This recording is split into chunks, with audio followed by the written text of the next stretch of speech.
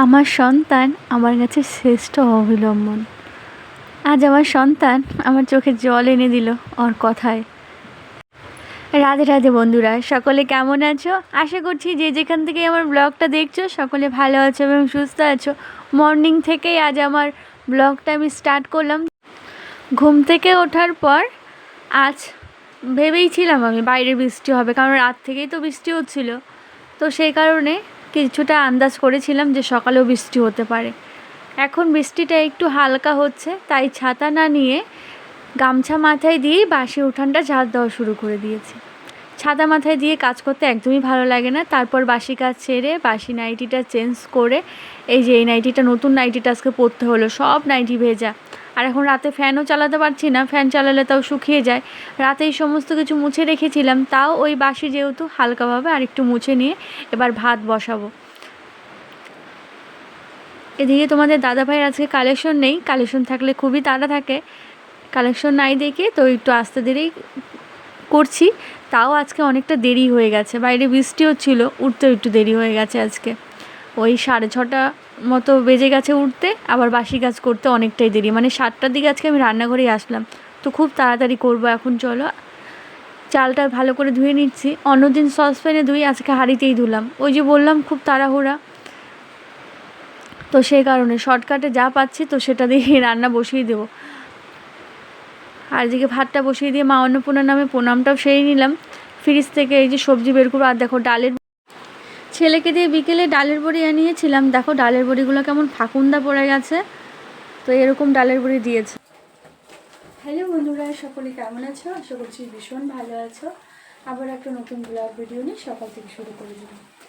ছেলেকে যে কালকে বিকেলে ডালের বড়ি আনিয়েছিলাম, দেখো ডালের বড়িগুলো কেমন ফাকুন্দা পড়েছে, তো দেখেও দেয়নি দোকান থেকে। চলো 20 টাকায় এনেছি, 20 টাকা তো এমনি নষ্ট করা যায় না, রিটার্ন করে আনি। না থাকলে তাহলে সরি নেব। আমি 20 টাকা দোকান থেকে আবার চলে এলাম। দেখো ওই ডালের বড়িগুলো ওগুলো রিটার্ন দিয়ে আসলাম, আর এখানে অনেক কিছু আবার নিয়েও এলাম। আজকে ডালের বড়িগুলো বেশ ভালো, মানে আছে দু রকমেরই, মানে বাচ্চাদের দিয়ে পাঠালে কেন যে ওরকম দেয়। তো এমনিতেই আজকে দেরি হয়ে গেছে, তার মধ্যে আরও দেরি। তো গ্যাসটা একটু কমিয়ে দিয়ে গিয়েছিলাম। এখানে আমি পেঁয়াজটা দিয়ে দিচ্ছি ফোড়নে।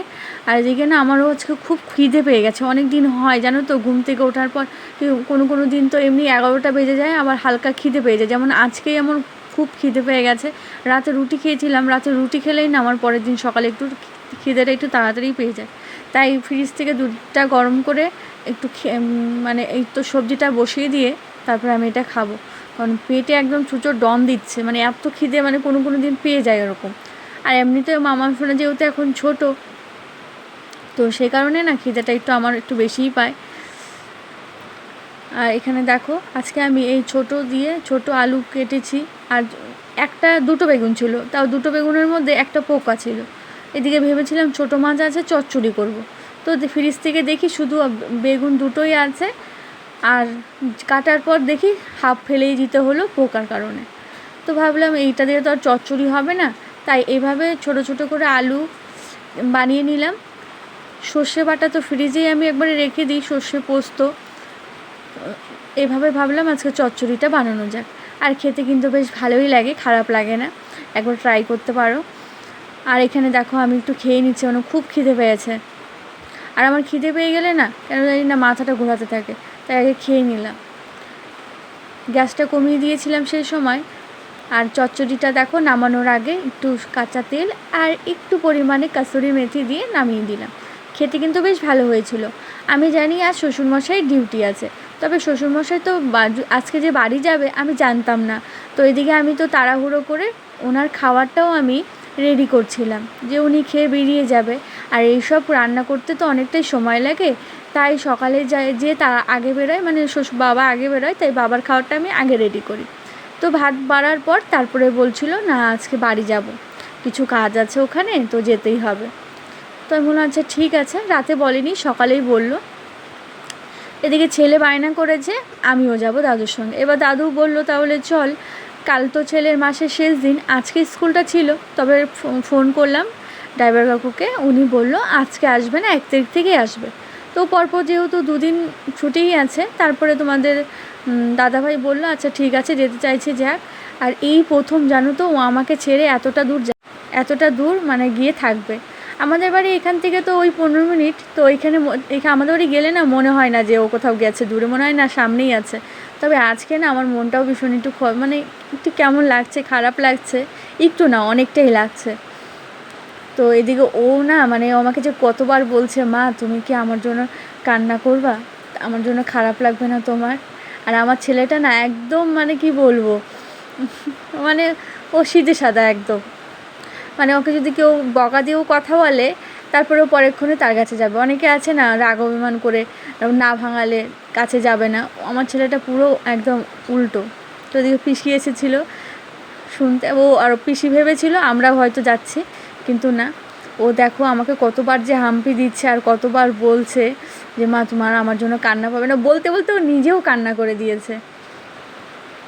মানে খুব মানে ও ইমোশনাল আমার মতো, একটু কিছু হলেই চোখে জল চলে আসে। দেখো মানে কতবার যে হাম্পি দিচ্ছিল, হাম্পি আর শেষ হচ্ছিল না।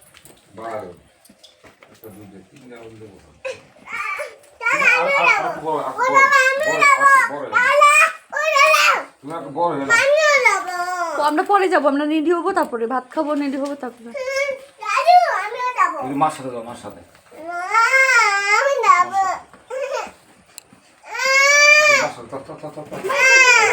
এটা লাগবে বাবা। না না ছাতা তো আছে একটা, কিন্তু ছাতা নিয়ে দেবো নাকি? নিয়ে যান একটা ছাতা, হ্যাঁ নিয়ে যান, বৃষ্টিতে ভিজলে জ্বর আসবে।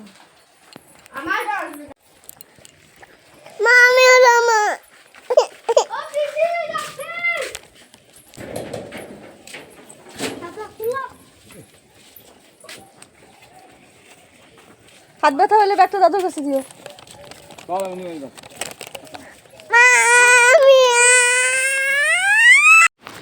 এই সময়টা বাইরে এখন বৃষ্টি হচ্ছে, তো আমি বললাম ছাতা নিয়ে যেতে। আর আমার ছেলের বেলটা পরেনি, দেখো প্যান্টটা পিছন থেকে বারবার শুধু টানতে হচ্ছে। আর জিন্স প্যান্ট পরলে এই এক সমস্যা। মামাম সোনা এই সময়টা ভীষণ কান্না করছে, ও যাবে ভাইনা। আর আমাদেরও না 1 বছর হয়ে গেল আমরা সেই গ্রামের বাড়িতে যাওয়া হয় না, ভীষণ মিস করি জানো তো এই সময়টা। ধান ক্ষেত, ভুট্টা ক্ষেত, ভীষণ ভালো লাগে যেতে থাকতে, তবে ওই আর হয়ে আর ওঠে না ওখানে গিয়ে থাকা। প্রতি বছর কালী পুজোর সময় চেষ্টা করি ওই বাড়িতে যাওয়ার, তবে এই বছর কালী পুজোর সময়ও যাওয়া হলো না আমাদের। তো যাই হোক, এবছর হয়তো আমাদের ওখানে যাওয়াই নেই লেখা, তো তাই হয়তো হলো না, সামনের বার হয়তো হতেও পারে। মানে এখন এতটা পরিমাণে ব্যস্ততা বেড়ে গেছে যে কোথাও সেভাবে যাওয়াই হয় না। মানে আগে একটা সময় ছিল খুব ফাঁকা ছিলাম, তখন গিয়েছি, তখন থেকেছি, কিন্তু এই 2-3টা বছর হলো এখন আর সেভাবে কোথাও যাওয়া হয় না। তো এখন অনেকটাই প্রেশার বেড়ে গেছে। আগে যেরকম একটা সন্তানের আমরা বাবা মা ছিলাম, এখন 2টো সন্তান আমাদের হয়েছে, 2টো সন্তানের বাবা মা হয়েছি, দায়িত্ব কর্তব্য এখন আরও বেড়ে গেছে, ডবল হয়ে গেছে। তো এখন তো আগেকার মতো যখন তখন হুটহাট করে বেরোলে চলবে না, বেরোতে গেলেও অনেক চিন্তা ভাবনা করে তবেই বেরোতে হবে।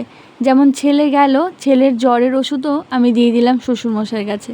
কাশি হচ্ছে একটু, যে ওখানে যাব আবার ঠান্ডা লাগলে আবার বাচ্চাদের নিয়ে দৌড়াদৌড়ি, এই কারণে আর কোথাও সেভাবে আর যাওয়া হয় না। তো আবার বাচ্চা কাচ্চা একটু বড় হলে তারপরে হয়তো আবার যাওয়া হবে। এদিকে আমি দেখো বাসন তো মাজা হয়ে গেছে, জামা কাপড়গুলো খুব কমই বেরিয়েছে আজকে। আমি নিজের ইচ্ছা করেই বাড়তি জামা কাপড় বের করিনি, তো ওগুলো আজকে ধুয়ে দিলেও শুকাবে না, তাই ছাড়া এগুলো ধুতেই হবে। ছাড়া জামা কাপড়ই এত বেরিয়েছে, যদি আমি বাড়তি জামা কাপড় বের করি সেগুলোকে মেলবো কোথায় বলো। মানে এই এক চালাটা এখানে 2টোই রশি বাঁধা আছে, 2টো রশি একদম পুরো ভরে যায় জামা কাপড় দিতে দিতে, তো আর কোথায় দিব। তো তাই আর বাড়তি জামা কাপড় আজ আর বের করলাম, বৃষ্টি হচ্ছে তো আর বেশি জামা কাপড় আছে ধোয়া কাচা বের করলাম না, বের করলেও শুকাবে না। তারপর মামা শোনা সোয়েটার পরলো এবছর। দুই বান্ধবী এখানে কি করছে দেখো, দুটোই পাকা, দুটোই পাকা, কখন যে কি করবে এদের কোনো ঠিক ঠিকানা নেই।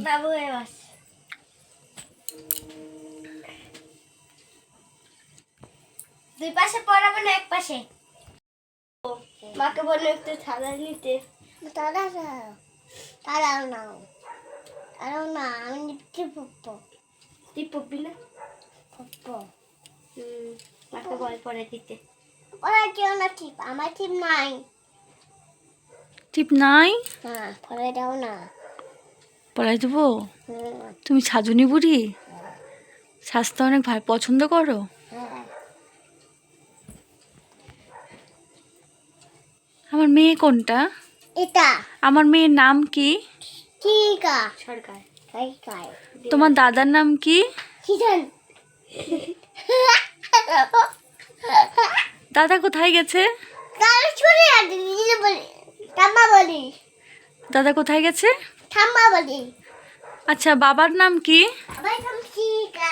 বাহ। বাবার নাম দীপিকা। বাবা, পুতুলটার মুখটা তুমি কি করছো দেখি? দেখো একবার, দেখেই ভয়ঙ্কর লাগছে। দেখো নতুন পুতুল মানি দিয়েছিল, মানি আসলো যে, দেখো মুখটা দেখো, এই দেখো কি করেছে, দেখে মুখটা দেখে।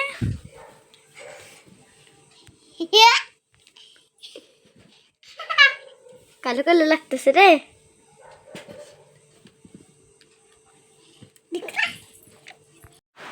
অন্যদিন সন্ধ্যার সময় আমি ফোন করে তোমাদের দাদাভাইয়ের কাছে জিজ্ঞাসা করি যে রাতে কি রান্না করব। আজকে তোমাদের দাদাভাই উল্টা আমাকেই ফোন করেছিল, বলছে আজকে একটু চিকেন নিয়ে আসি, ঠান্ডা ঠান্ডা আছে। আমি বললাম আচ্ছা ঠিক আছে নিয়ে আসো। প্রথমে মানা করেছিলাম যে থাক আনতে হবে না, তারপরে ভাবলাম যেহেতু নিজের ইচ্ছে করে বললো, খেতে চাইলে ওরকম না বললেও কেমন, তা বললাম আচ্ছা ঠিক আছে নিয়ে এসো। তো এই যে নিয়ে এসেছে, আজকে চিকেনটা না একটু কষা কষা করে বানাবো। তো তোমাদের দাদাভাই এদিকে বললো আজকে লাইটটা খুলবো, তাই বললাম আচ্ছা ঠিক আছে খুলে দাও, বৃষ্টিও হচ্ছে। ভাতটা হয়ে গেছে, ওই দেখো সসপ্যানে ভাত করেছি, এখন কষানো হয়ে গেছে, পরিমাণ মতো ঝোলটা দিচ্ছি। আর মাম্মাম সোনারও হয়তো ঘুম পেয়েছে, মাম্মাম সোনা বারবার রান্না করে এসে বলছে মা আমাকে কোলে নাও, চলো ঘুম পেয়েছে।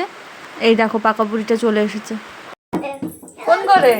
ওই ঘরে, ওই ঘরে, এই ঘরে দেখে। আজকের ব্লগ ভিডিওটা এখানেই শেষ করছি। বাই, সবাই ভালো থেকো, সুস্থ থেকো। পরের দিন আবার দেখা হচ্ছে নতুন ভিডিওর সঙ্গে।